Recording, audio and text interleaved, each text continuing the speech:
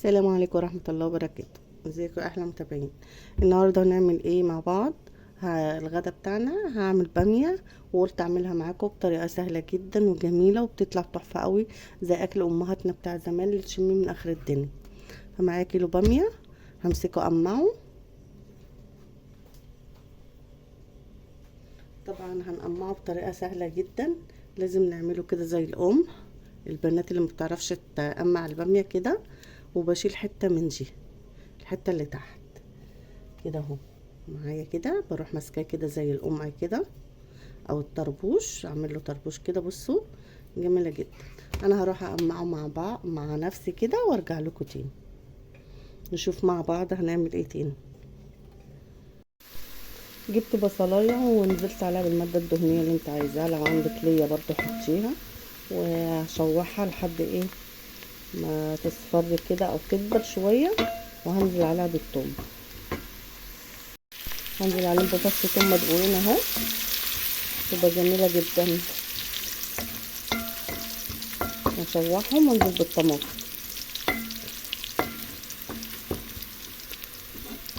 واحط بقى شويه فلفل اسود. انا حطيت شويه فلفل اسود على البصله وشويه ملح، تديها ريحه جميله قوي وتشم الطشه. بس هي كده الكاميرا ظلمه، هي مصفرة مش محمره. انزل بقى وتاكلوا احلى باميه بالطشه دي. هسيبها بقى لحد ما تتسبك وارجع لكم تاني. معايا ايه؟ معايا حله فيها مادة دهنية سمنة على زيت. لازم الرز اعمله بزيت، ونزلت معايا بنص كوباية شعرية او كوباية شعرية زي ما انت عايزة. وهحمر الشعرية دي في قلب المادة الدهنية اللي انت ايه حطاها، عقبال ما التقلية بتاعتنا تسبك نكون احنا عملنا شوية الرز. ادي الشعرية اهي، لازم ايديكي تبقى فيها علشان ما تبقاش ايه واحدة وواحدة.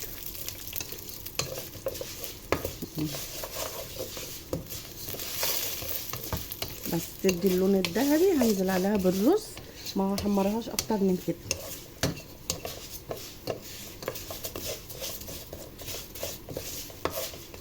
انا ما بضيفش حاجه للرز ولا فلفل اسود ولا حاجه عشان ما اغمقش منه. بس كده انزل بالرز. طبعا رز مصري غسلاه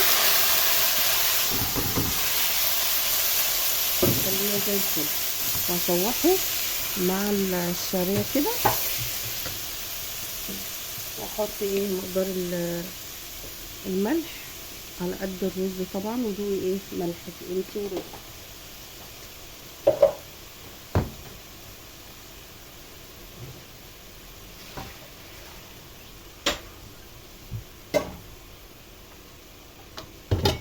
تشوحي ده كله مع بعضه بقى، تقلبيه مع بعضه كده، بيطلع رز طعمه خطير بجد وحلو قوي. جربيه وان شاء الله هيعجبك. الرز المصري ده بغسله قبلها بربع ساعه او نص ساعه، ما بيجرالوش اي حاجه وبيطلع مفلفل وزي الفل. بس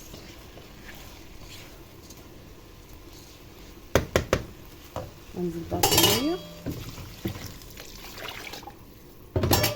بس يا دوبك تغطيه كده واسيبه بقى. انا ما بغطيهوش، اسيبه لحد ما يتشرب وبعد كده اغطي عليه واغطيه،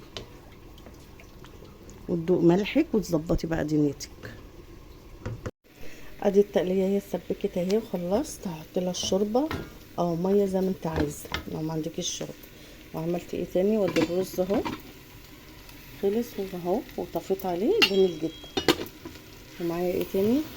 معايا حتتين لحمه نزلت بيهم ببصلايه وورق لورا وفلفل اسود، وبشوحهم مع بعض كده وهنزل عليهم بالميه. بس كده، وطماطمايه وتوابل بقى اللي انت عايزاه. ادي اهو بعد ما حطينا الشوربه وغليت هنزل بالباميه بعد ما قمعتها اهي. وعندي اللحمه مستويه هاخدها غلوتين وبعد كده انزل باللحمه. بس كده. طبعا شويه مع غلوه كده، وهحط الملح بتاعي. اهي يا بنات الباميه خلصت خلاص، وحطيت عليها اللحمه. خلاص كده هطفي عليها، ويلا نغرف ونشوف اكلنا النهارده مع بعض عامل ازاي.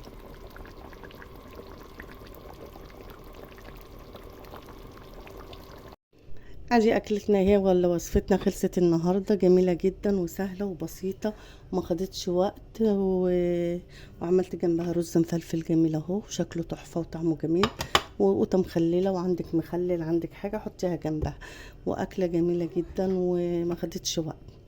اتمنى كل وصفاتي تبقى خفيفه عليكم، واللي اول مره يخش قناتي يعمل لايك ويعمل لي اشتراك عشان يجيله كل جديد من مطبخ مرمى. ويا رب الفيديو بتاع النهارده يعجبكم، واقول لكم ايه هتوحشوني من الفيديو ده للفيديو اللي جاي، واقول لكم ايه سلام يا احلى متابعين في الدنيا. مع السلامه.